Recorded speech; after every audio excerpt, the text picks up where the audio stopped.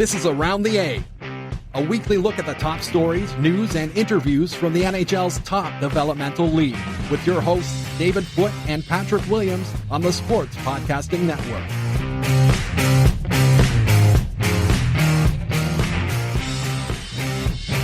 It is episode 25 of Around the A on the Sports Podcasting Network. David Foote and Patrick Williams back with you for another week, a week in which we have a bunch of headlines again after a couple of quiet weeks news-wise. The AHL has set up a return-to-play task force, some major changes in Rochester for the Americans, and some tough news to swallow for the Palm Springs franchise because of COVID-19. We're going to get into all of that coming up later on in the show. But along with that, Pat, we've got some pretty interesting guests lined up this week, including the reigning American Hockey League Coach of the Year. Karl Taylor, one of the great talkers in this league, coach, went to the Calder Cup final two years ago as an assistant coach with the Texas Stars, and yeah, he brought that winning mentality right with him to Milwaukee last season, and then this year 90 points, 41 wins. That team was a machine, really, from start to finish, and would have been the prohibitive favorite, I think, certainly in the Western Conference, and frankly, I think in the league to win the Calder Cup. A real interesting group of prospects. Connor Ingram in net, kind of a reclamation type situation there that went very well. Some young prospects like Yakov Trenin, Alex Carrier, and then a good mix of vets. Daniel Carr, last season's MVP. So, real fun, interesting guy to have on. Really happy to have him. Yeah, and we're going to get a little bit of an interesting perspective into the mind of a high-performance athlete as well. We're going to be joined later in the show by Kate Allgood, best-selling author and a sports psychology consultant for the San Diego Gulls out in California here on episode 25. But before we get into all of that, we've been running our what-if playoff poll throughout the last few weeks, and we are now getting down to the conference finals with our conference semifinal matchups finishing. So we want to get to those results, and then we will tee up the conference final matchups later on in the episode. But the Belleville Senators are through to the conference final, as many may have expected in real life had the playoffs gone on as was planned. The Belleville Senators ahead of the Utica Comets by a landslide, really 68-32 in percentage points. That's how that matchup finished, and they will face off, hypothetically, against the Hershey Bears, who picked up 56% of the vote against the Providence Bruins. A matchup, Pat, that you were really hoping to see in real life between the high-power offense of the Belleville Senators and the stonewall defense of the Hershey Bears. Yeah, real clash of styles. I mean, the old saying, styles make fights, I think really holds true here. Hershey, more of the sum of their parts, just a very well-coached team. Spencer Carberry, they play a real lockdown system, scoring by committee, real built for the playoffs. And then you have Belleville, obviously, highest scoring club in the league. Real running gun type club. And then I think the other subplot there is the two coaches. Troy Mann, the head coach of the Belleville Senators on our show last week, spent a long time in Hershey, had a ton of success there, a huge part of the Washington Capitals' development success. And now he's going up against his understudy, Spencer Carberry, another really good young coach, I think, with some real NHL pedigree down the road. So kind of the master meets the student in a way. But Spencer Carberry in his own right has done a fantastic job in Hershey. So I think that's a fun matchup there.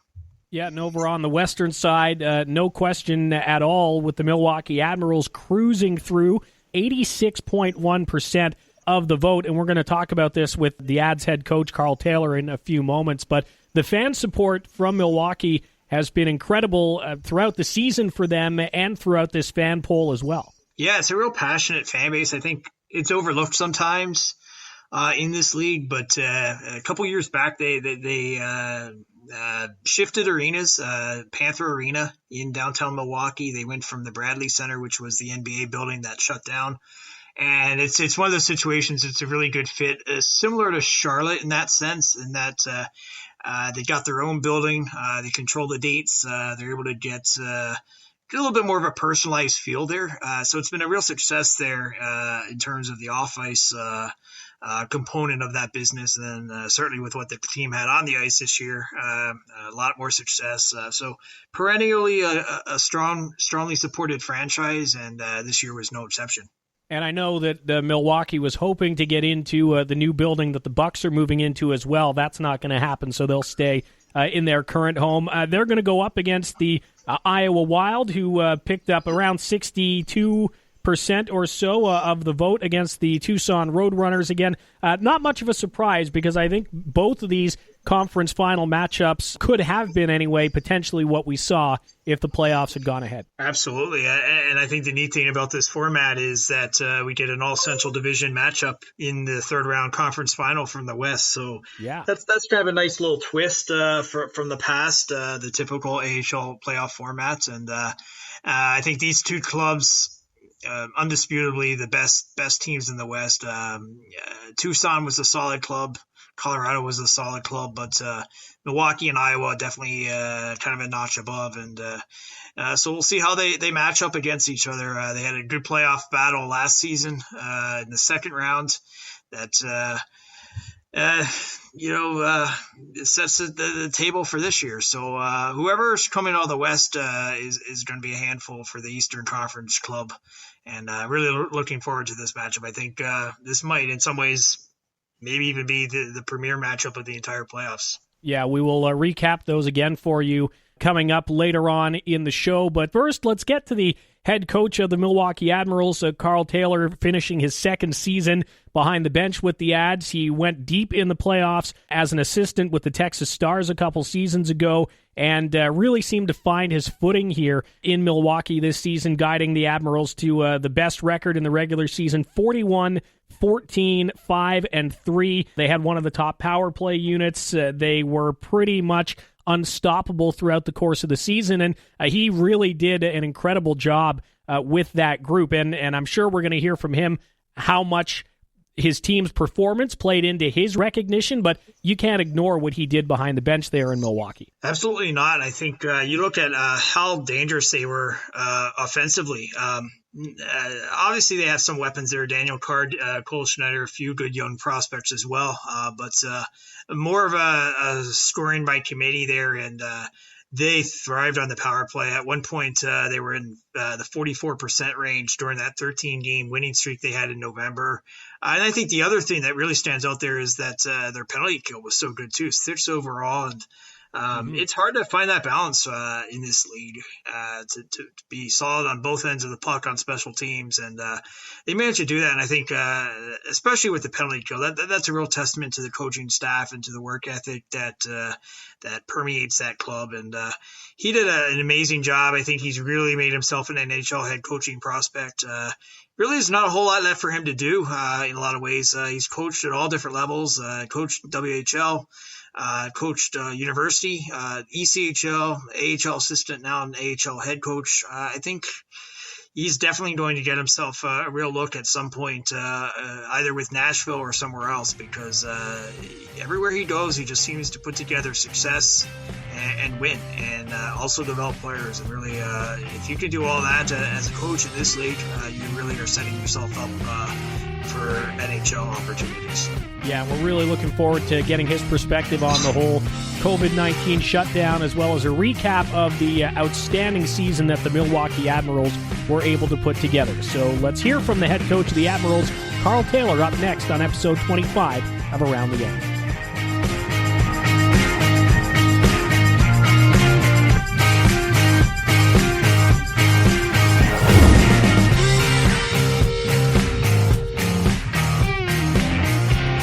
Thanks for doing this. Well, thanks for having me. Let's first get your reaction to winning Coach of the Year honors the other week, and then maybe we'll talk about how you've been dealing with the last few months. So your team had an incredible season, and naturally, I'd assume that plays into your success here as well this year. Yeah, I think it's. I think everyone recognizes it's a team effort. This award, our coaching staff worked together closely. And then also our players obviously made it easy for us with how hard they competed and listened and executed our plans this year. So it's actually a great reward for our team is how I'm looking at it.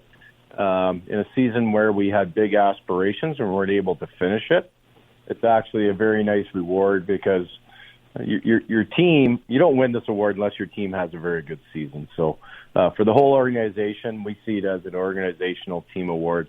Obviously, my name's on it. I'm very proud of that, but I'm also humbled by it. When you have your peers part of the voting process, it's a very kind gesture, and I appreciate the award a lot.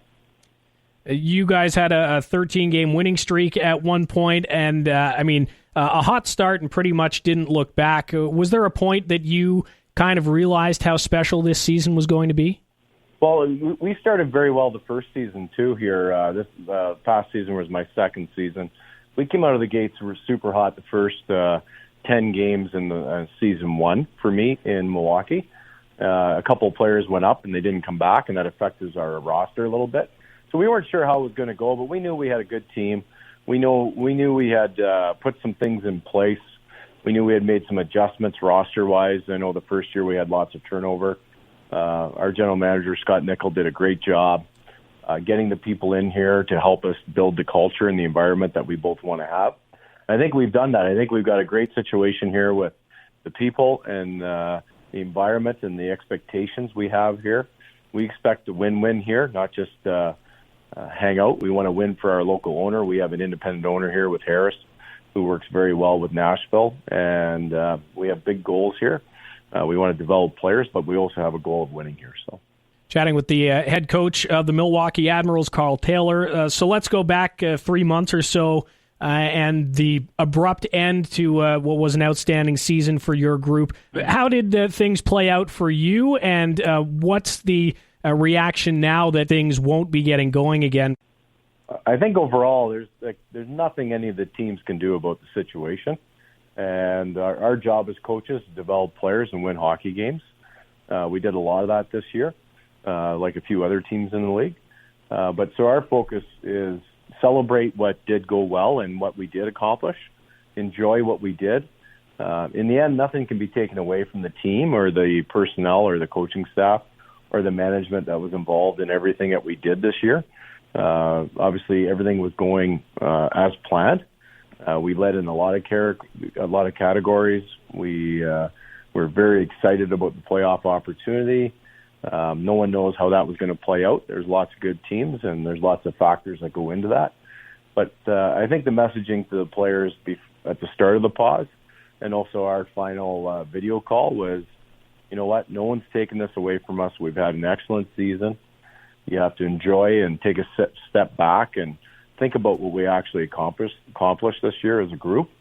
And it always feels like it's unfinished business because there wasn't a playoff. But I think as a group, we're pretty proud about what we were able to accomplish. Is there any sense that, at least for some players, maybe especially guys who are a little bit older, that these opportunities don't come around every year, and that this may be a missed opportunity, obviously being that it is out of everybody's hands? I think you can. You always look at the players that have been around a little longer because they understand it better. And I think if you look at our roster, the first year we were here, we went into playoffs. We were playing Iowa. They hammered us the first 2 games, and I'm like, what happened? We're not playing the right way.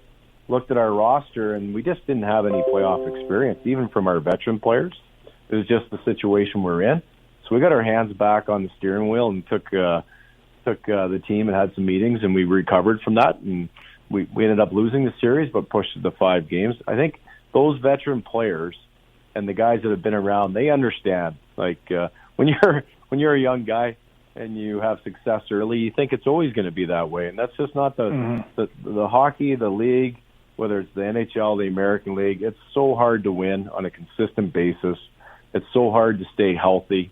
There's so many factors that go into having a season like we did this year that has to all mix together. That I'm pretty sure all the veteran players and guys that have been around for a while, they understand it. And with the group we had this year and the young players, I think they understand as well. It was a very special group. They were very tight. And I think you'll hear many of the coaches in our league that had great seasons. They always talk about, there's something in the room. There's something special. Our leadership group, we all believe we had a really good chance. And that's that special ingredient that you have when things are going well and the group is gelling. So everyone's very well aware of the situation, and unfortunately that it has passed us by. Before you went to Milwaukee, you went to Game 7 Calder Cup final with the Texas Stars 2 years ago. What did that entire playoff run teach you, and what did you learn going through that, both for you and your players? Well, again, thanks for the reminder on the Game 7 loss. It was a great experience. And again, I remember in March, Derek Laxell was our head coach, and we were meeting and talking. We just felt we had a group that there was something happening. There's some synergy in the room, kind of like we just talked about. And we're getting close to the deadline. We talked to our general manager, Scott White, and told him, hey, if we can add, let's add. We got something special here. Just seems like this is a group that can make a run. And, you know, we the process, you look at even the first round, we played Ontario, we split at home, and we went into Ontario, and then Mike McKenna stepped up and stood on his head after we put him in and made a goalie change, and he stopped, I think it's 96 shots in a row. And if it wasn't for Mike McKenna in the first round, we probably don't get past the first round. Ontario was a very good team, and they played very, very well. And from there, we got some life, and we earned some legs, and went through Tucson and Rockford. They were very good teams. And then we obviously met the Marlies in the final. And you can't put a value on. You look at the players that were on that team with us in Texas. A lot of them have moved on to Dallas. Other guys have moved on to other NHL teams. Some guys went to Europe. But when you're playing in playoffs and you go through that process, you earn, so it's got to be 2 to 3 to even 4 games per every playoff game compared to a regular season that you're earning. Because you just go through so many different experiences and highs and lows and managing things and learning how to win in big moments, finding ways to get to advance and go on to the next series. So that process was huge for me personally, understanding and having a run like that in pro sports and playing. That's the deepest I've gone. I think it was June 16th was the last game.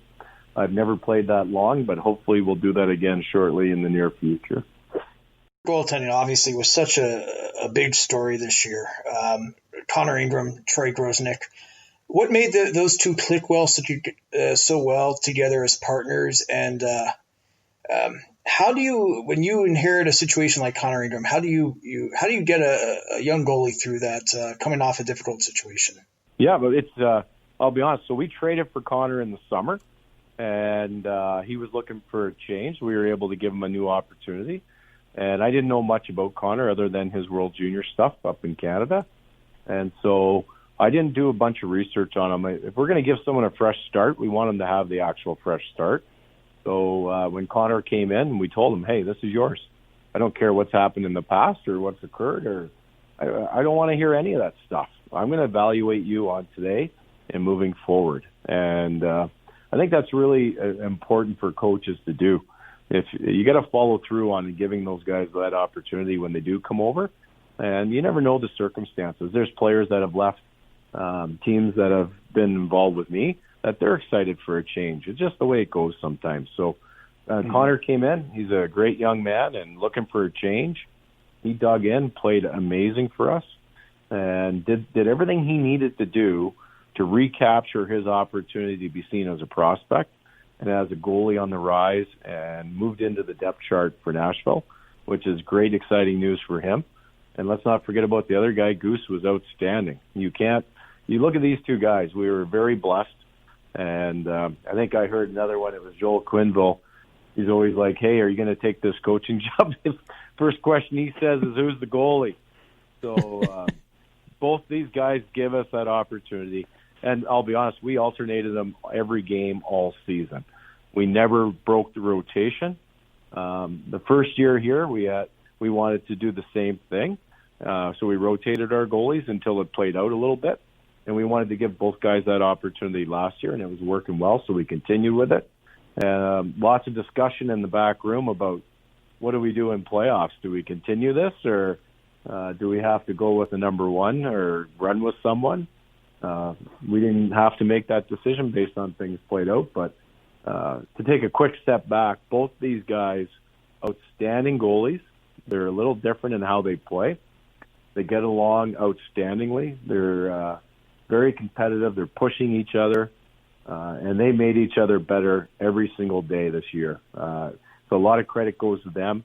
And then obviously Dave Brooks, our goalie coach, who does an amazing job with both those guys. We're on the line with the AHL's reigning Coach of the Year, Karl Taylor from the Milwaukee Admirals. As much as the goaltending played a big factor in the team's success this year, Coach, the team as a whole, I would say, from this perspective, really gelled together as a group. You only had one guy in like the top 20 in scoring in Daniel Carr. But how much of a testament is that to your group's team play and the ability to work together to accomplish the goals you'd set this season? Yeah, we knew we had a talented group and a deep group. I've always believed in playing four lines consistently as much as you can. Obviously, your special teams is always a little bit outside of that realm. But we played four lines all season. And you can ask teams who played us on a regular basis. We didn't really have a fourth line. We had four lines that were very similar and played very hard, very aggressive to what we wanted to do as a team. Most of our meetings were, this is what we do. This is what they're doing. We need to be aware of these areas, but let's do what we do really well. And we always focused on ourselves, and I really believe that's where the focus should be for a group, especially when you have the group that we had this year. But when you look at the scoring, I think we had 4 20-goal scorers. We had another guy right there. We probably could have had 5 or 6 20-goal scorers. That says a lot about our group and also how we spread it around a little bit. So we were very consistent in ice time, but also helping the young guys, our veteran group, our leadership group. I've said this a number of times. We had great leaders. Obviously, Jared Sonority was our captain, and he was running the room, and then he got the great opportunity to go to Nashville. We were a little concerned losing him with not a leadership void, but he was such a good captain, but we weren't quite sure how that was going to go. And then by committee, the rest of the guys grabbed the ball, and we kept the train on the tracks, and the guys did a great job helping the young guys and progressing throughout the season. So we really believe in turning the room over to the players, and that's their special space. We want them to manage that area and handle the team as much as possible. And then we're there to make the larger adjustments when necessary. When we look at the situation right now and the giant question mark around when the season, next season will begin, how do you tell your players to approach this break? How should they be handling themselves and preparing right now, considering that there is so much uncertainty around what's to come?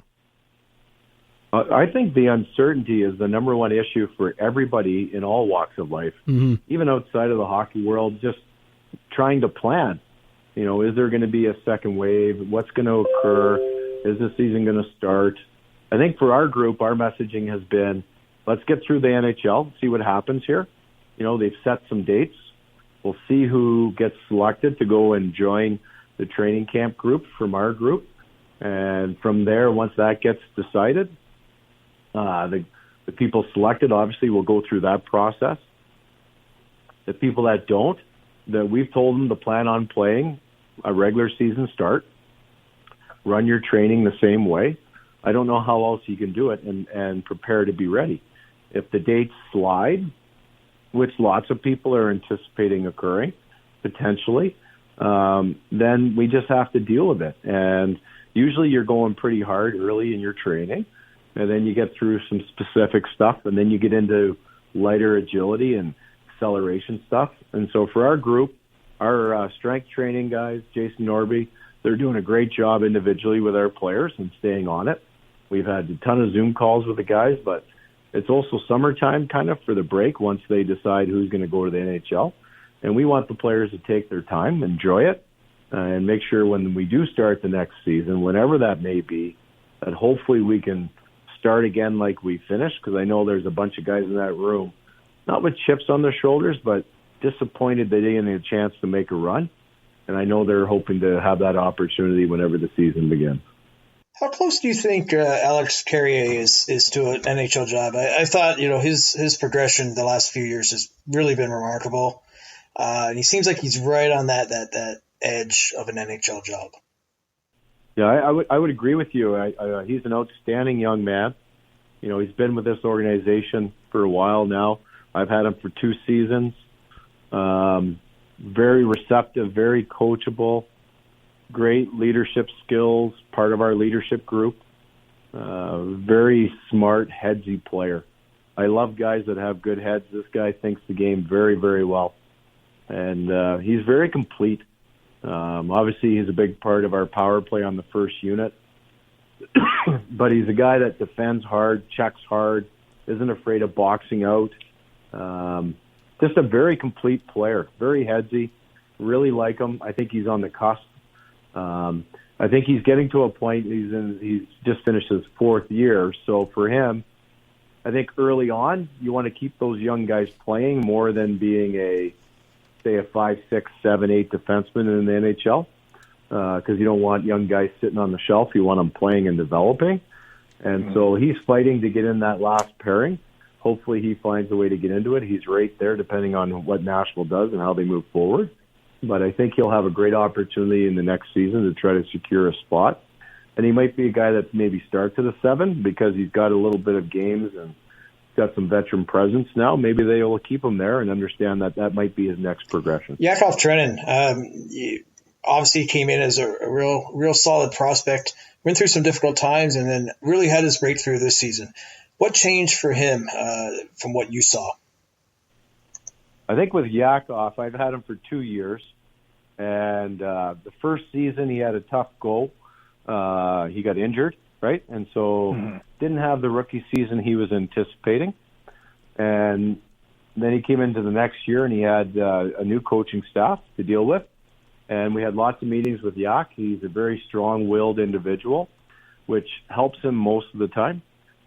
He's obviously got a lot of skill. By about Christmas in his first season with me, so his second year, I felt he started receiving the coaching and started to trust the coaching staff that we had his back and we're going to help him. And we want to help him become a better player. So I think once he made the decision that we were on his side as a staff, his game started to grow.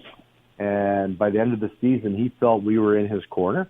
And then the next season he came in and he just blew it out of the water early. He had a great season, dominated early. He understood where we were coming from. It just took a little longer for him to trust the process and trust that we had his back, I believe. And that was a big part of his growth. And it's also him getting the confidence. He goes up to Nashville. He gets some games in here and there. He does okay. Well, geez, doesn't he fight Chera? So, like, there's not a bigger tree in the arena that you could pick on. And he did really well. And so that was a big moment for him. Not that he was doing it on purpose. I think it was just circumstance and what occurred. I jumped off the couch. I might have been screaming and yelling when it happened, cheering him on. So it was just a big moment for him and his growth. And I think it's all part of the process of you go up, you get some games, you get sent back. The next time you go, you're a little more confident. You play the way you can instead of hoping you're just looking around, seeing what's happening. And I think that's a bit of his process and where he got that confidence. But he's definitely on the radar and has a great opportunity coming up here shortly. And then kind of a little bit of a different situation. You have Daniel Carr, MVP last season, signs a contract in Nashville. It looks like this is his big opportunity. He goes up there. He finds himself back in the AHL. How do you manage a player who's had that kind of disappointment after he's already kind of been through the ringer throughout his career in different stops? Yeah, I cannot. Daniel Carr is a complete hockey player. I would have him on my team anywhere. I love this guy. He competes extremely hard. He's a great example for young guys. Last guy off the ice, working on his game, working on skills, always trying to get better. When he first got sent down early, he had maybe 2 weeks of an adjustment. That's normal. He's disappointed. He's been trying to crack a National Hockey League roster. He's getting he's not old, but he's being 28, 29 years old. He's getting older. He wanted to capitalize on his season with Chicago, with the MVP season. And that's just part of the process. And then he realizes, hey, I'm here. I'm digging in. I'm going to be a hockey player. I'm going to demand more of myself. And we found for him, we needed to get someone to get him the puck. So when we finally got him connected with Tommy Novak and Snides, that line really started to click. Mm-hmm. They had some great chemistry, and they ran off, had a great season. And I think the disappointment is you can, as a coach, no matter what the situation is, you sit down, you talk about it, you stare it down, and then you get a plan to fix or change what is occurring. You don't pretend things aren't happening. For me, it's just a conversation to say, okay, how are we going to get you out of here? What's the goal? What's the plan? If it's not going to be in Nashville, how do we get you a better contract for next season? How do we get you a great contract in Europe if that's what you want? Every single player on our team knows our staff is working for them and assisting them get whatever they want for the next season, while encouraging them to do what we need from our team and our squad to get the results we're looking for. So it goes hand in hand. We got to help them get what they want, and they got to help us get what we need. And so I think communicating through that process is critical, and just being honest. And then you mentioned Tommy Novak came in on an AHL deal and really clicked with that line. What made him fit in so quickly, making that jump up from the college game? Yeah, I don't know Tommy's whole college background, but I know we drafted him. We tried to pull him out early. He stayed. He had some injury issues. I think he's been fighting the injury bug, and so when he came here early on, we weren't sure if he was going to stay with us or maybe start in the East Coast League, just based on numbers. And he stuck around. He's got elite skill level. Like this kid, he's called the Iceman in the locker room. That's what the guys tease him about. Nothing phases him. He's just calm, cool, got great poise with the puck, very, very high level of skill. Usually helps him. Times he does rely on it too much. But playing with Daniel Carr and a veteran like Cole Snyder, it was a great compliment for him to understand and learn as a first-year American League player. And he's on an American League contract. So, what a great example for other guys who get drafted, don't get signed. What do? Usually they go to a different team. He had a comfort level, so he signed with the same team on an American League deal. And then he's gone out and had the season he has and has earned an NHL contract. It's just another example since I've been here in Nashville.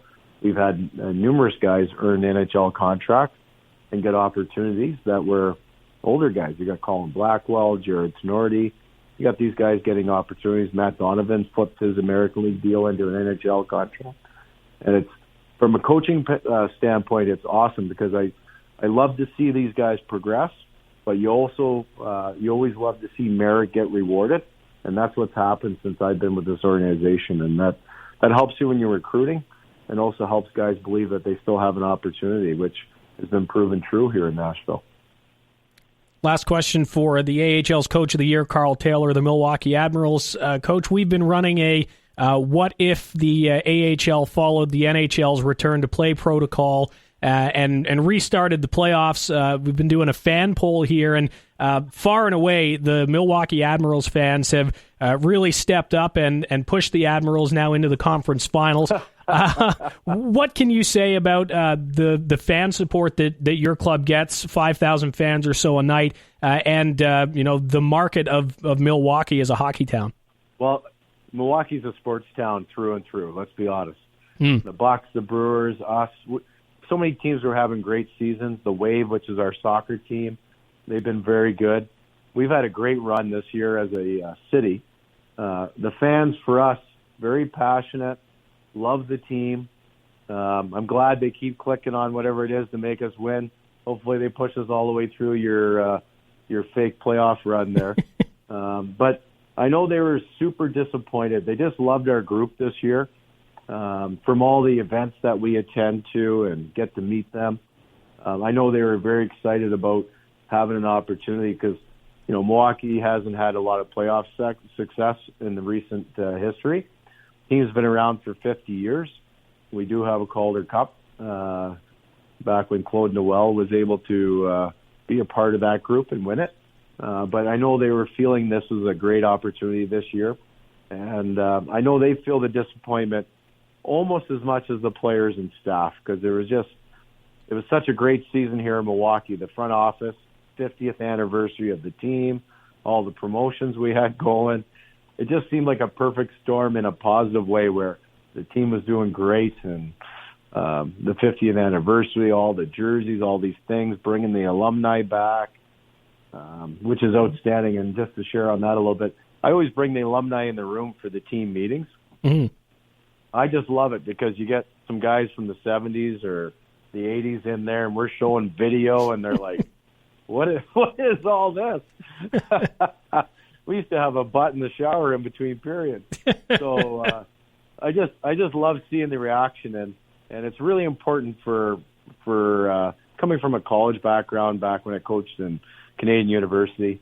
It's always about legacy and what you leave behind, and that's what we tell our players a lot. So I love them seeing the alumni come back and understanding how much this meant to them when they were here, and for our players to understand that that's what they're doing now. They're starting their legacy. They're leaving their mark in Milwaukee so that, in the future, teams are going to look back at this team we had this year, regardless of not having a playoff run, and reflect and say that was one of the best teams we had in Milwaukee Admirals history. We can't say it was because we didn't get that playoff finish we all wanted, but it truly was. So our fans are very passionate. Our front office, there's nothing they won't do to put people in the building and to assist our players. So we got a great owner and a great situation here in Milwaukee. Well, you do have a Coach of the Year award to remember the season by, a regular season title as well for the Admirals, and an All-Star appearance as well. So certainly some tokens to remember the year by, despite the fact that you don't get that likely deep playoff run. Karl Taylor's the head coach of the Milwaukee Admirals. Thanks so much for this. I really enjoyed it. Guys, thanks for your time. Please call again anytime. Really enjoyed chatting with you guys.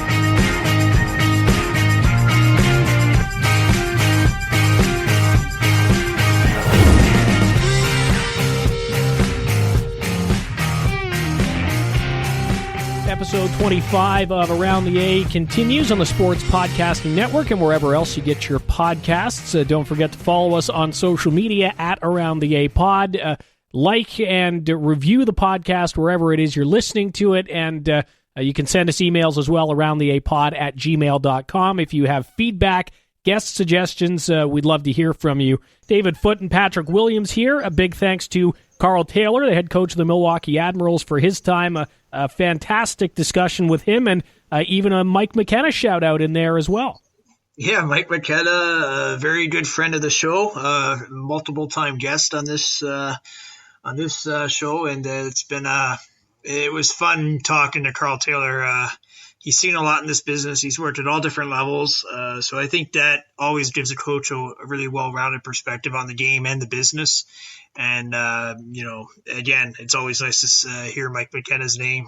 He was fantastic for Texas back in that 2018 run. I mean, they pushed the Marlies right to the brink, Game 7 Cup final. McKenna almost stole it there, and that was one of the most enjoyable series I've ever seen, and it was a real pleasure to cover it. And McKenna's obviously gone on to success in a different realm in broadcasting, and Taylor's really found his niche in Milwaukee. So full credit to that club. As Karl mentioned, a number of those players went up to the Dallas and elsewhere in the NHL and had success. So it really goes to show that a big playoff in this league really can kind of be a springboard to a lot more success either in the NHL, Europe, or somewhere else. So full marks to that entire Texas Stars group 2 years ago.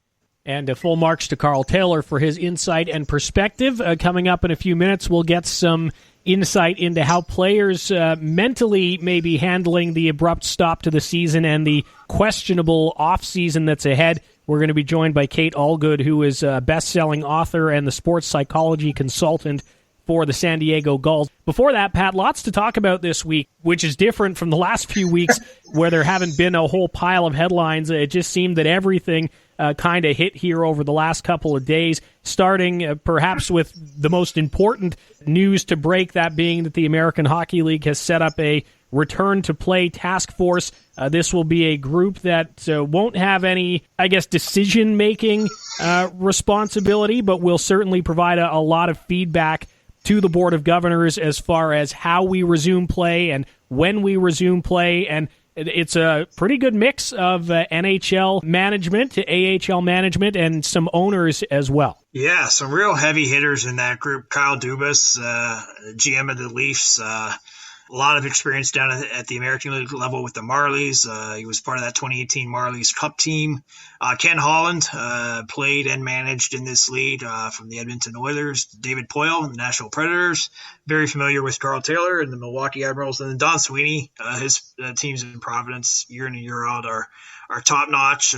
Works very closely with John Ferguson Jr., a prior guest on our show as well. And then Steve Yzerman from the Red Wings, who had a lot of success building that farm system in Syracuse that fueled so much of the success in Tampa. And so that's the GM group. And then there's the group of executives. Jeff Barrett, longtime Wilkes-Barre executive, right from the start there, built that team up from scratch. Tara Black, I think one of the top-notch executives in the entire league, CEO of the Charlotte Checkers. They've done a phenomenal job there. They've had a lot of different obstacles thrown at them over the years, and every time, year in and year out, they just overcome it. Todd Frederickson, Iowa Wild president. He actually worked in the AHL office for a while. Mike Ostrowski from Cleveland, and then Matt Savant from San Diego. So a real good mix. And then Jim Brooks, the Lehigh Valley Phantoms owner, and Mark Chipman, who has a long tenure in the AHL and really goes back to the IHL with the Manitoba Moose and is now the chairman owner of the Winnipeg Jets. So kind of an interesting group of executives from different walks of the business. And then Dave Andrews, we've been joking on Twitter a little bit. Just when he thought he was out the door, the AHL pulls him back in. He's going to be the chairman of the group. His work is not quite done. And this group, I mean, let me tell you, they have their work cut out for them. I mean, we went through some of the different issues that face the American Hockey League going forward in the next few months, and it's a long list. Yeah, and if you go back to episode 20 of Around the A, a good in-depth conversation with Dave Andrews from a few weeks back about what the return to play might look like and what ideas are being kicked around, and I'd be interested to see how much some of those ideas have already evolved here moving forward. There is heavy NHL representation in this group, Pat, and we talked about it a little bit off the air this week, that this may end up being a situation where AHL clubs really have to follow the lead of the NHL parents, and there may be some decisions made that might not sit well with all of the AHL owners, especially those who are not owned by their NHL affiliates. Well, that's the complicated thing here, because 12 of the 31 clubs right now are independently owned, and in some ways it's a very different model. If you're an independent owner, your job is to fill seats and sell sponsorships and create a financially viable product, which, I mean, we've talked about this many times. It's not easy to do these days. Minor league hockey, it can be a tough sell sometimes. It's a league that plays in the winter, so you're asking people to come out in bad weather sometimes, and it's a little bit different from minor league baseball, where you're selling kind of a night out at the ballpark. Well, this is sometimes get in the car and when it's snowing and you have work the next day, so it's a tough challenge in the best of times. And now this. And I think the other factor is some of your best franchises in this league are independently owned. Hershey, Syracuse, Chicago, Providence, right down the list. Clubs that really keep this league going. So they're teams with some real influence and real sway in this league. And they're kind of up against those NHL-owned and operated clubs. So I could see some friction at some point. I can definitely see some of those independent clubs saying, well, if you want us to operate, you need to give us a little bit of help, NHL teams. And, anytime there's money involved, that's going to be a difficult discussion. So when you throw in the factor of this is a league without a TV deal for the most part, they need to fill seats to make this a financially viable operation. And both in terms of our fans willing and also able, I think are the real questions here. It's not just a matter of will fans be comfortable coming back to arenas. Will they have the money to do so? 40 million people unemployed in some way between Canada and the States. And, you think about how many people beyond that who may still be employed also aren't feeling all that financially secure at the moment. And then sponsorships. I mean, how many businesses have taken a major hit in the past 3 months? When you're trying to sell ads that, the ads on the boards and the ice and the program and so on and so forth, that's a tough sell. So this league has a lot of headwinds right now. Now, I do think this league's been through a lot in the past and gotten through it. And the financial and the foundational structure of this league is a lot better than it used to be. But they'll certainly have their work cut out for them. What do you think? Yeah, I would agree. There's so much to dig through, and there's so many different angles to the whole thing. Again, aside from the hockey perspective, there's the medical side of things, and I think a lot of information will be taken from what the NHL does as far as the playing of games and executing things in a safe manner for players and staff. Whether it's increased testing or social distancing measures away from the rink. All of that, I think, will be the AHL teams following the NHL lead, and then the AHL-specific issues will hopefully get worked out. Either way, it's a very experienced group that, again, as we say, has a lot of NHL experience, but also a lot of time spent in the American League. It's people who know this league well, and I think that bodes well for this group moving forward. Obviously, no decisions made as of yet, but a foundation, and it's a step. It's the first step in getting back to play, which is what everybody is looking forward to. Yeah, absolutely. I mean, you mentioned testing. That's one factor, and there's even with that, the financial factor comes in. I believe I saw that one test costs $100. Well, you start pricing that out. A team of 20, 25 players. And then the support staff, and doing that multiple times, you just see where that can get very expensive very quickly. The one thing I found a little bit interesting was you didn't see coaches, players, or maybe trainers represented in this group. So I'm not sure what component or what influence they'll have, if any. Still trying to sort of suss that out, but I found that interesting because I think players certainly will have a lot to say. Coaches, absolutely. And then trainers obviously have a certain degree of expertise in terms of kind of the medical logistics of everything and what they have to do on their end. But I think, like you said, this is a first step. I think there'll be more steps that follow. And then maybe we'll start to see those people have a little bit more influence down the road. But it's a good group, real committed people that know the American League well, like you said. Martin Chipman worked in this league for a long time. He was a big part of the transition from the IHL back in 2001. Kyle Dubas, obviously, tons of success. So I think those are some definite NHL heavy hitters. But I think the good news for the American League is that they are people that are familiar with the American League, and we'll try to do right by the American League. I think. We've had this discussion. Sometimes this league a little bit has got the middle child syndrome in the sense that it's not the NHL and it's not junior, and sometimes this league's needs, I think, are overlooked a little bit, and it can get lost in the shuffle, and that's just the nature of this business and the food chain. But I do think it's important because.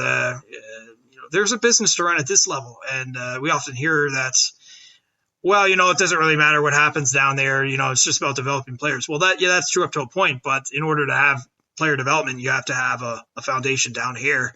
And you have to make it work financially. You have to make it work for fans. I mean, fans aren't necessarily coming just to see players develop. They're coming to see teams win and play exciting hockey. And the same reason fans come at any level. So you got to make it work on all different ends. I mean, that's something Dave Andrews has been pretty strong at over the years, and recognizing that it is a multifaceted business.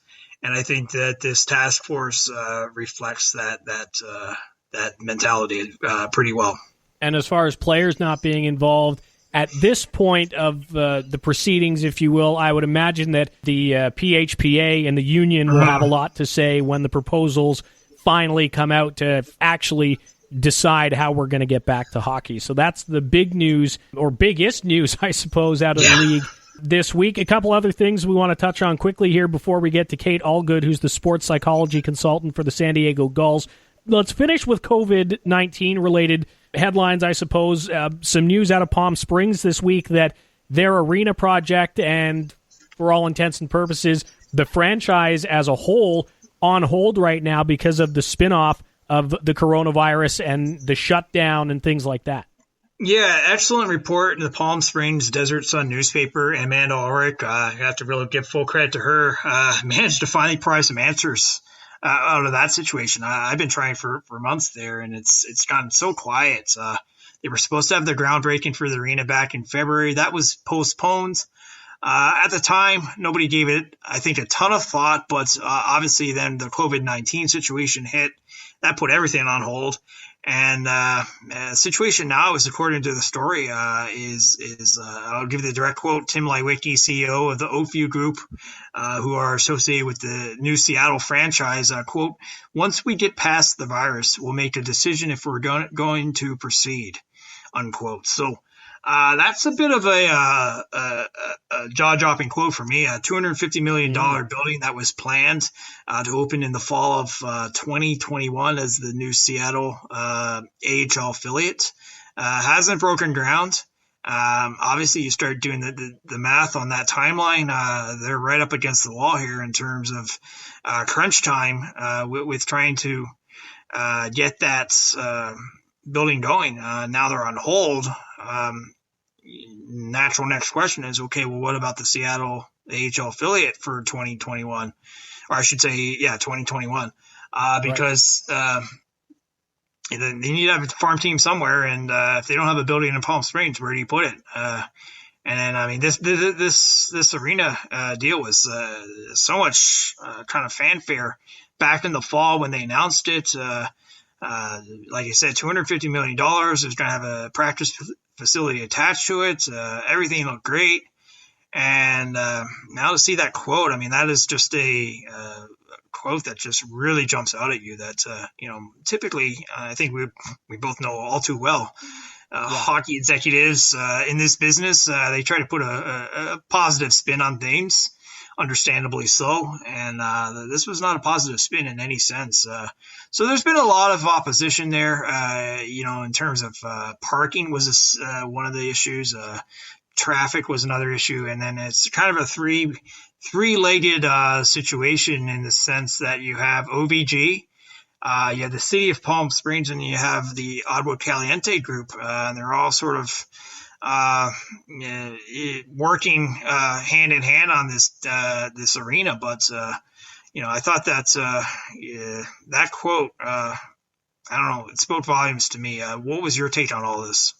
It's surprising, first of all, because everything we had heard was that things were going smoothly and there wasn't going to be any issues. Again, when we spoke to Dave Andrews a few weeks back, I think he said, I haven't even thought of calling Palm Springs to check in on them.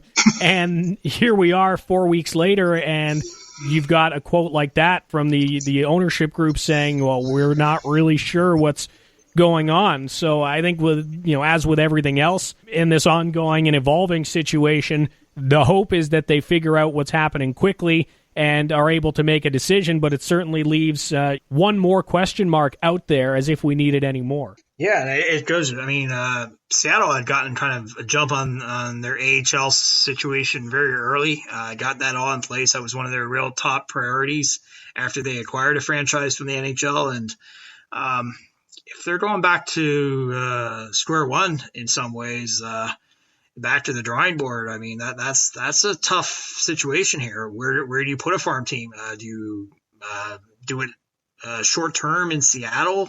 Do you maybe find an altogether different place and scrap Palm Springs? I mean, there's a lot of different ways to take that quote from Leiweke, but I just think the fact that the Leiweke brothers are involved, period, really said, how much Seattle believed in this deal and in this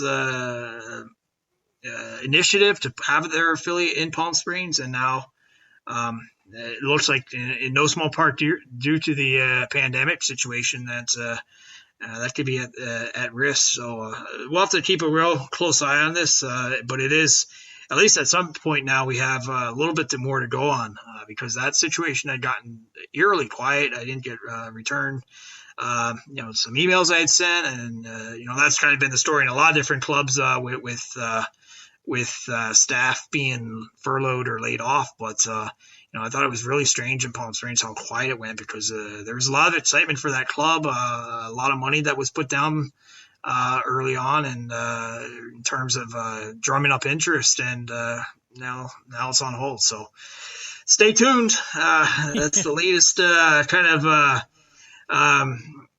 real blow that the AHL has suffered lately. Obviously, San Antonio back in February, and then there was the positive news of Henderson coming in, but now this. So we'll see if it's one step back or if it's just a temporary thing, but really going to bear watching going forward here. You wonder if it perks up any ears in San Antonio about if a team needs to land somewhere at the last minute. Who knows? We'll continue to follow along with what's happening in Palm Springs. The last headline we want to touch on before we get to Kate Allgood is coming out of, first of all, the Buffalo Sabres organization as they part ways with their general manager, somewhat surprisingly, but then the trickle-down has come all the way to Rochester, and general manager Randy Sexton, head coach Chris Taylor, and the assistants Gord Dineen and Toby Peterson all relieved of their duties this week. And it's an absolute shocker, Pat, especially given the season that Rochester had. Chris Taylor was on this show as an all-star head coach because his team was playing so well. And I assume they, like fans of the Rochester Americans and followers of this league, were extremely taken aback by the decision. Well, yeah. I mean, let's work back right down, starting with Jason Botterill 3 weeks ago. He was safe. The Pegulas, the ownership group there in Buffalo, had said, full steam ahead with Jason Botterill. Okay, well, something changed in the past 3 weeks because Botterill's out, and pretty much anybody that had any sort of connection to him whatsoever is gone with him. And that starts with Chris Taylor. They had been together in the Pittsburgh Penguins system the year before they both came to Buffalo. Chris Taylor is a highly, highly respected coach. I don't think he'll have any difficulty finding another job. Did a fantastic job in Rochester for 3 seasons. Had the team 4th overall in the Eastern Conference this year. Really kind of brought back winning hockey to that club. Before he had come to Rochester, they had gone through 3 coaches in 3 seasons and 4 coaches in 5 seasons altogether. And, he brought some stability right off the bat. A highly respected player who had played for a long time in Rochester during his playing days.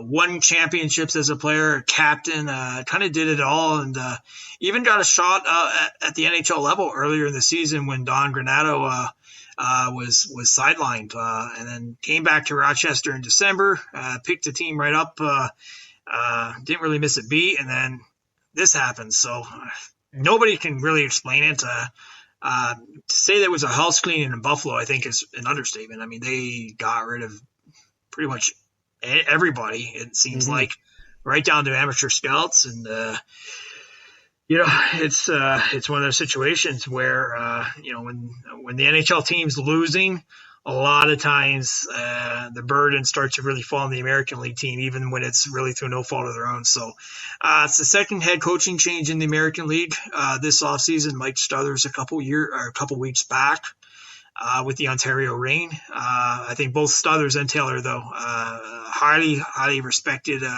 coaches, both in terms of player development, but also winning and creating the right culture. I think they'll attract a lot of interest, throughout the American League because these are guys. They were captains. They've been obviously coaches. They've worked at the NHL level.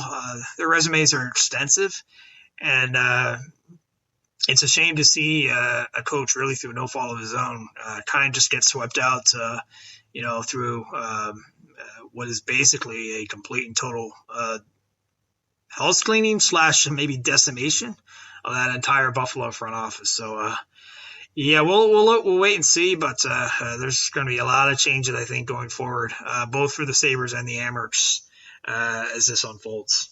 Will be interesting to see how that goes for sure. Again, Chris Taylor and the rest of his staff and the GM Randy Sexton out in Rochester as part of the trickle down from the front office changes happening up with the NHL club in Buffalo. Let's shift gears and set up for our next interview, Pat.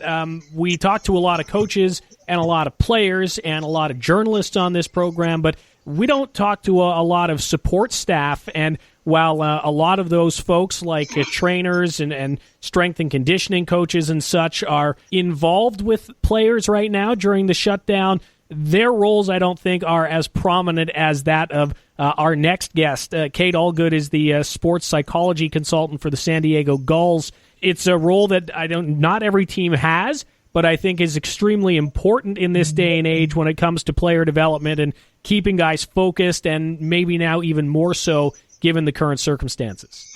Absolutely. I think it goes to show you, we've discussed this many times, how much more investment there's been put into the player development and the American League level overall. I mean, I don't think 10 years ago most teams at all would have had anything resembling sports psychologist at this level. But really excited to have Kate on the show. I think she's interesting in the sense that she brings both that psychologist component. She's also a former player herself, played at Clarkson and Brock. CIS Player of the Year back in 2006, was a candidate for the 2010 Canadian national team. A lot of success, obviously, entrepreneur, author. She's accomplished a lot.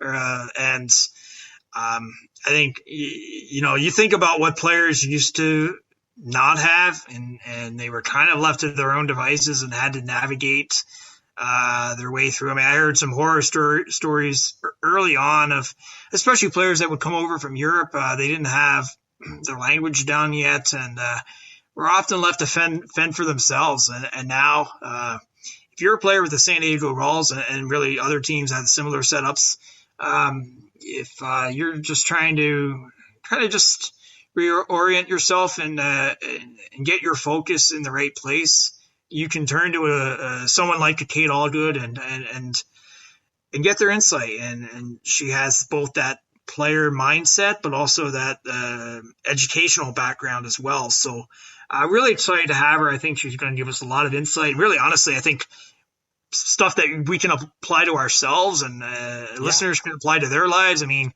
we're all in some ways going through the same challenges, the uncertainty of the current pandemic, a lack of structure, and sometimes just sort of the general strangeness of it all. So someone like Kate, who's really got that really level-headed approach to things, I think is a big asset, both to players and to us and to listeners as well. Along with her role with the Gulls, she also operates Quantum Performance, which is a high-performance coaching firm. And as we mentioned, best-selling author. You can find Kate Allgood on Twitter at QPathlete. And she joins us next on episode 25 of Around the Ice.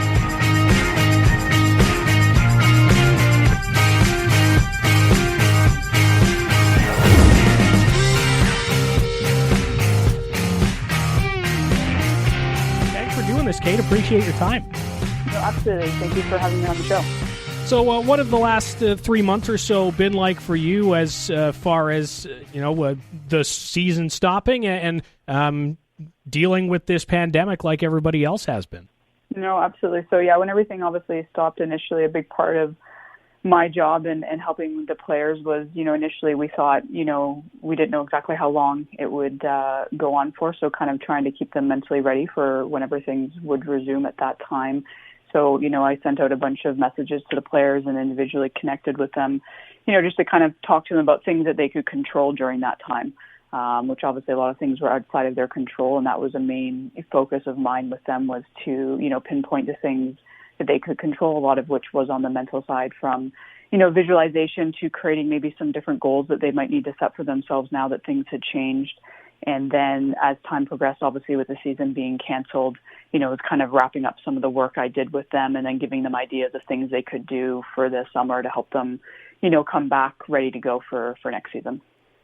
It seems like kind of a difficult task to focus on what you can control in this situation, given that there's so much that seems to be out of everyone's control. Yeah, no, absolutely. It is very, very hard, and it is causing, for everybody more anxiety because there's just so much that is unknown. Just we don't even know when the next season is necessarily going to begin, right? So it creates all this uncertainty, unknown. So it is very, very hard, and so it is really about helping to support the players and anybody I work with to help them to remain focused on those things they can control, bring their focus back to those things, and obviously also helping them deal with and process the emotions that are very natural to come up, the anxiety, the uncertainty, anything that for them is a part of them dealing with this very uncertain and obviously unprecedented times. What are some of those simple things, I suppose, that people or players in particular can control themselves in a situation like this? The big thing, as I've mentioned, one of them is setting goals. And, a lot of players would have had goals for this season, and you have to now shift what those goals might look like for them. A lot of these players for quite a few months didn't have access to gyms. They had to do their workouts, kind of more body weight, which obviously all the strength and conditioning coaches would have given them. So you have to set new goals for yourself about what can you expect for yourself maybe for this off season. Obviously within the AHL, these players are going to get more of a full off season with probably access to gyms, but you have to set new goals for yourself. And then a big one that I kind of, hit upon with the players was visualization. It's one of the things you can control. It's one of the best things that you can do when you're not getting to play. It's something I, work with a lot of the injured athletes is to visualize your practices, games, certain situations, watch film, visualize yourself, because the body and the mind really doesn't know the difference between what you do in reality and what you vividly imagine. So visualization is a great thing when you can't, be on the ice to be able to do to help keep you mentally sharp as well as physically sharp, because you're still creating that memory and helping your body to still be able to work on a skill set such as shooting by visualizing it. Kate, I think as you all know, hockey players are creatures of habit. How do players deal with what I would call a lack of structure right now? So much of their time during the season is planned out, even during the off season. It's very much of a scheduled format, but now it's with no real deadline. How do players maintain that structure? It's a very good question, because it is hard, but and you just said such creatures of habit, and that I'm the same way myself, and I get that from my own playing days. And I think one of the things is you have to, right off the bat, it was talking to individuals about making sure that they found a new routine, a new structure, a new habit, and to be open to it being different than what you've done before. And that obviously is being able to let go a little bit. So there is some difficulty around that, but it's really saying, maybe for the next month, here's my structure.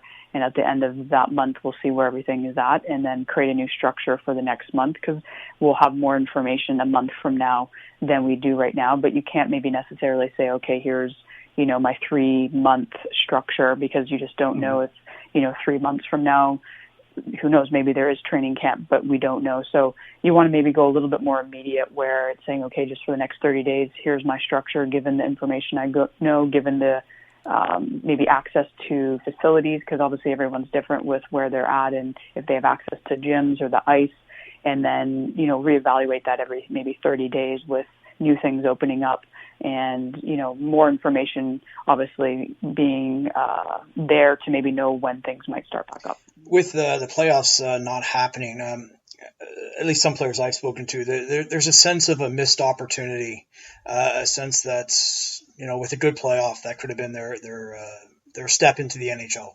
How do players get past that and deal with that sense of, situation that they could have really had but didn't come to fruition? Yeah, no, it's a difficult one, because I know it is, as you said, it is an opportunity, playoffs for a lot of the guys in the AHL to kind of showcase their ability to get to that next level. So in one sense, you're right, there was maybe a potentially missed opportunity for some of them.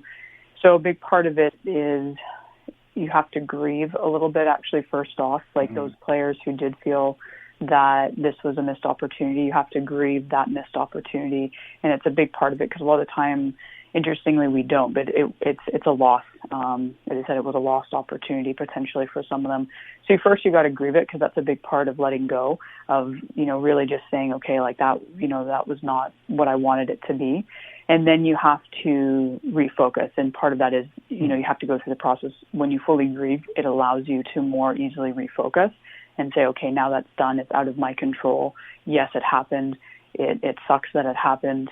But now we're going to refocus and say, okay, like what's in front of me now? So you really have to be able to deal with what was and that missed opportunity fully. And then that allows you to now focus on what's next and what's that next opportunity and how are you going to make the most out of that next opportunity. One thing I'm hearing from players is, especially the guys that are kind of at a crossroads in their career, do I go to Europe? Do I stay one more season here, even though I'm not sure when that season will be? How would players manage that sense of indecision or uncertainty that they're facing right now?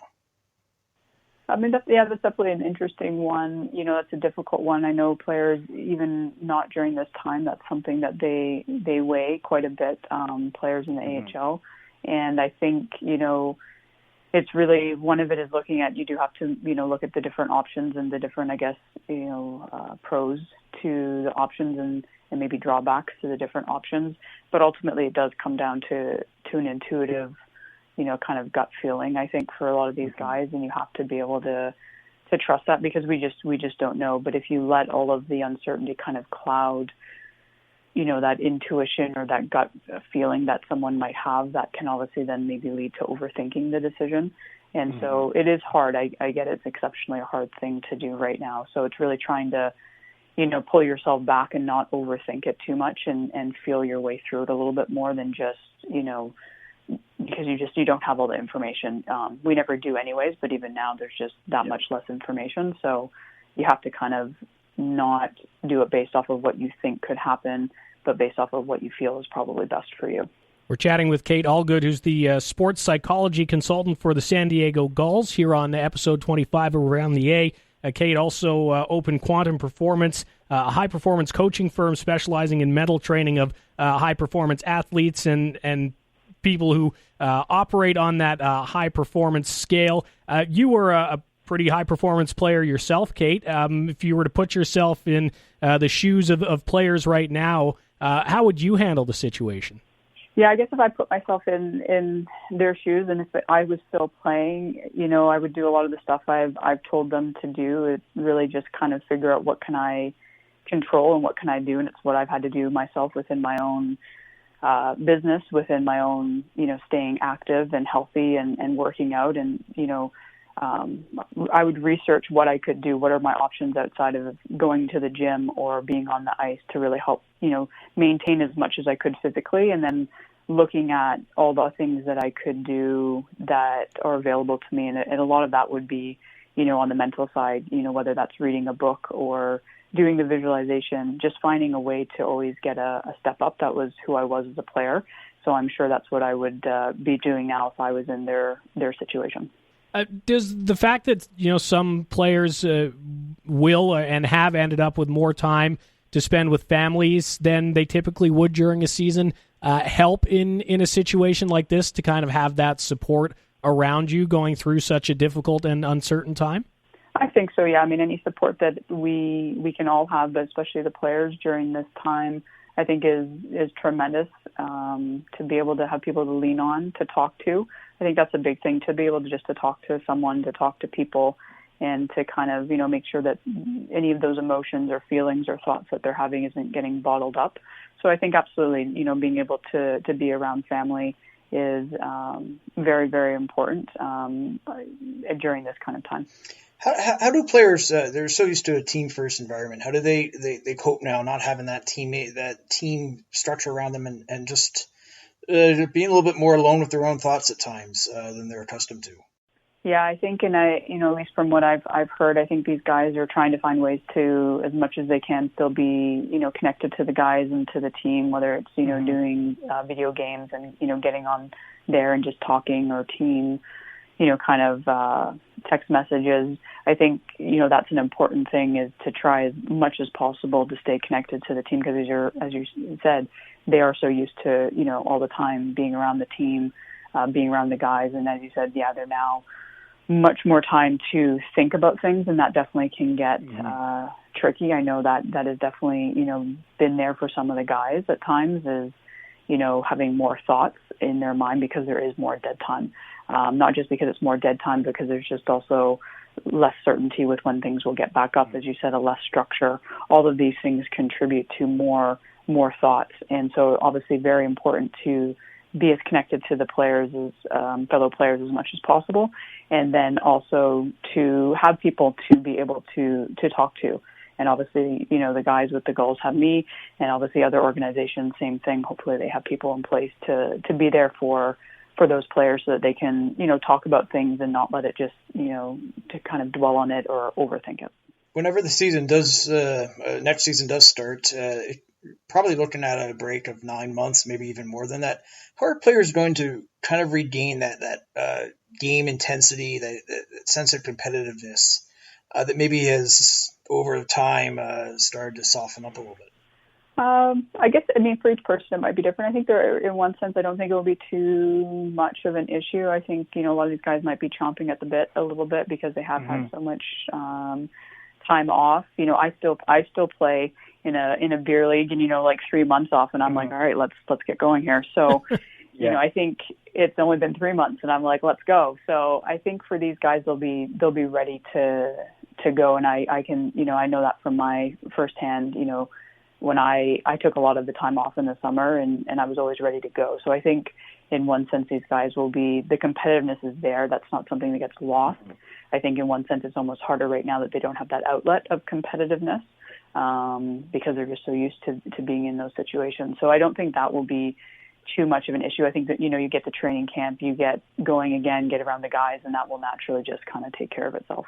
Just finishing up here with Kate Allgood, the sports psychology consultant for the San Diego Gulls. Before we let you go, Kate, along with everything that you're doing with the Gulls and with Quantum Performance, you've got a couple books as well that have done pretty well on the bestsellers list. Tell us about those and where people can pick those up if they're interested in reading and learning more about your way of managing things in that high-performance sector.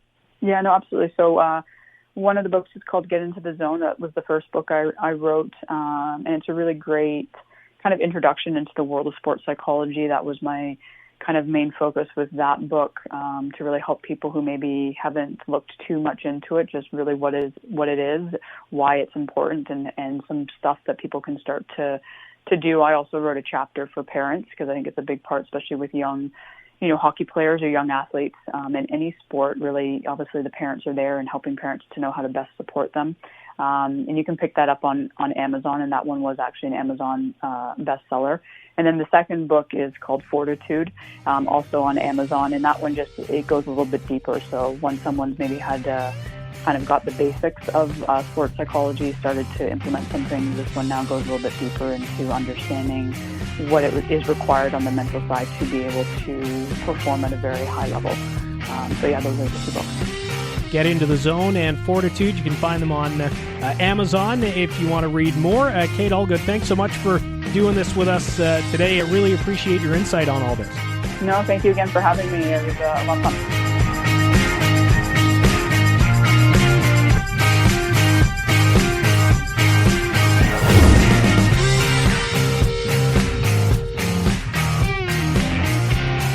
Episode 25 of Around the A, just about in the books here. A big thanks to Kate Allgood, the sports psychology consultant from the San Diego Gulls, at QP Athlete on Twitter. And as we expected, Pat, some good lessons, not just for players to take out of the situation or in how to deal with it, but some good advice, I think, for us and listeners and anybody else who is maybe having some trouble dealing with this pandemic and all of the uncertainty that surrounds it. Yeah, Kate, obviously, we knew she'd be good, and she certainly was. I think she just has a really interesting position. She works with players really on a one-on-one basis, also does a lot of team presentation work.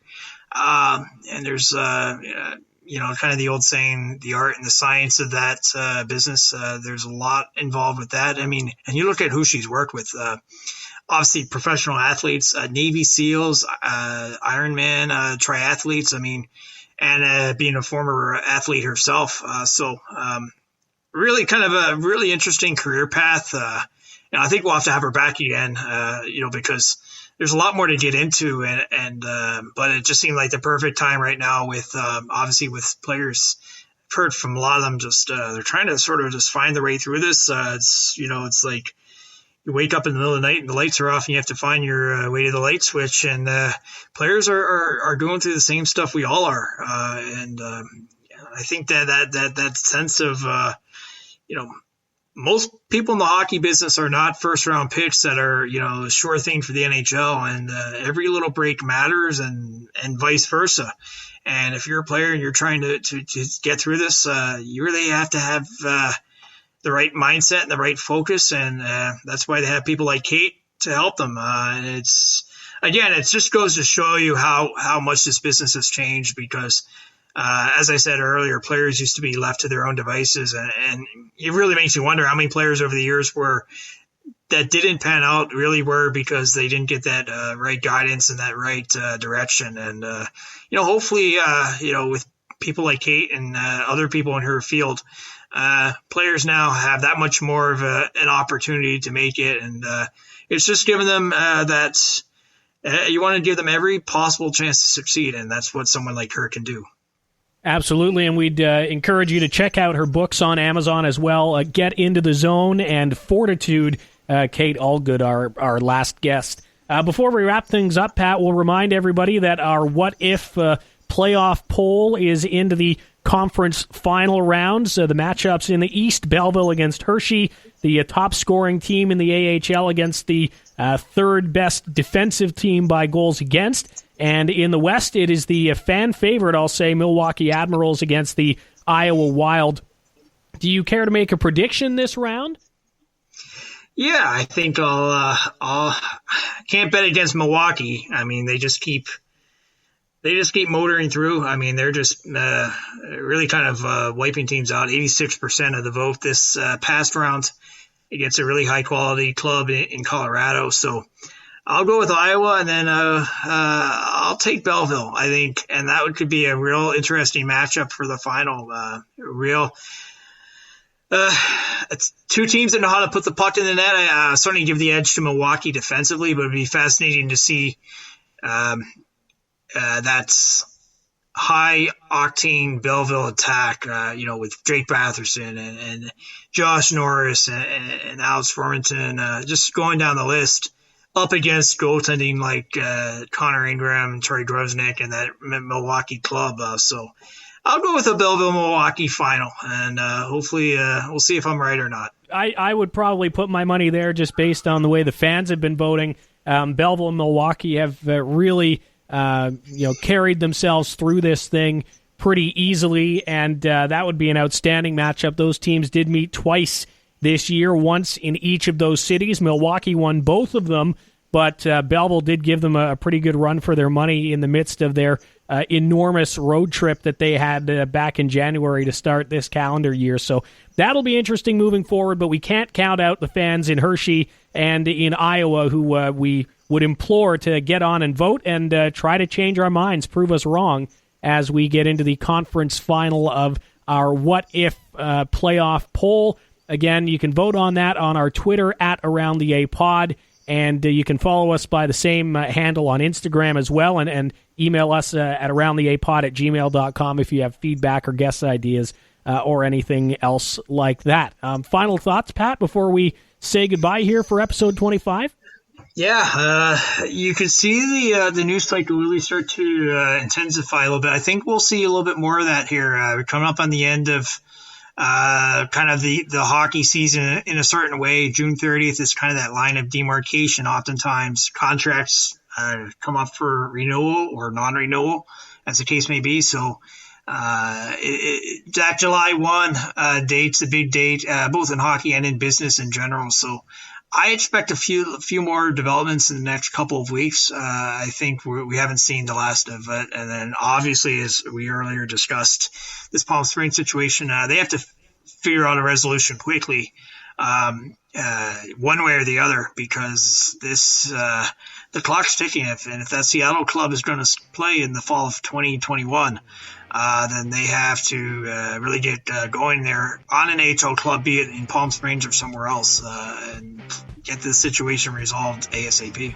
And, of course, we will be here to follow along and to keep you up to date as that process continues in Palm Springs and whatever other news may break over the next 7 days. So be sure to hit subscribe on Around the A wherever you listen to your podcast, and don't miss any of the latest news notes and headlines. With that, we'll say goodbye. Thanks again to the Coach of the Year, Karl Taylor from the Milwaukee Admirals, and to Kate Allgood, the sports psychology consultant for the San Diego Gulls. And, of course, thanks to you again for listening to another episode of Around the A on the Sports Podcasting Network.